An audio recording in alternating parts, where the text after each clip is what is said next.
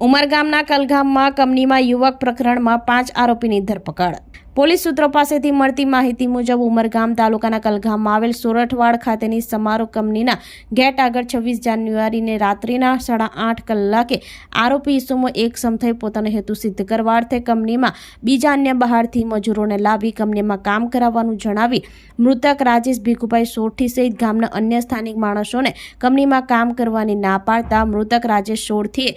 આરોપીઓને જણાવેલ કે અમો તો ગામના માણસો છીએ, હું તો કંપનીમાં કામ કરવાનો છું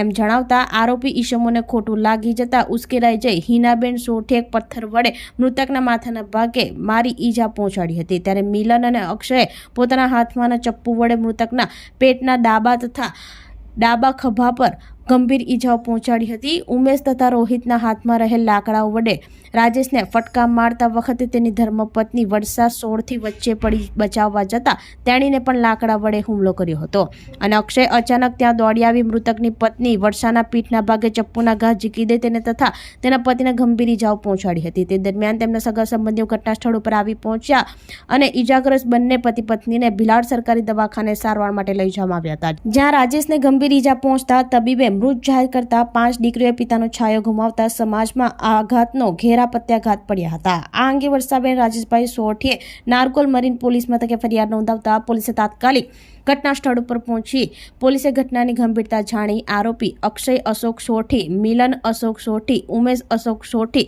રોહિત જીવણ સોરઠી તમામ રહેવાસી કલગામ સોરઠની ધરપકડ કરવામાં આવી હતી, જ્યારે હિના રોહિત જીવણ સોરઠી ભાગી જતા તેમને વોન્ટેડ જાહેર કરી હતી। હત્યા બાદ સ્થાનિકોએ રોષે ભરાઈને કંપનીની સામે કેન્ટીન સળગાવી હતી, પરંતુ પોલીસે તાત્કાલિક ઘટના સ્થળે પહોંચી મામલો થાળે પાડ્યો હતો।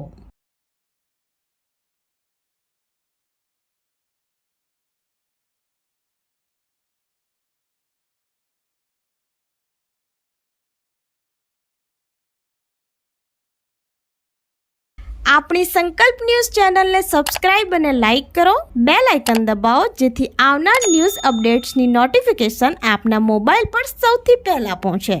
Like, subscribe and share the video.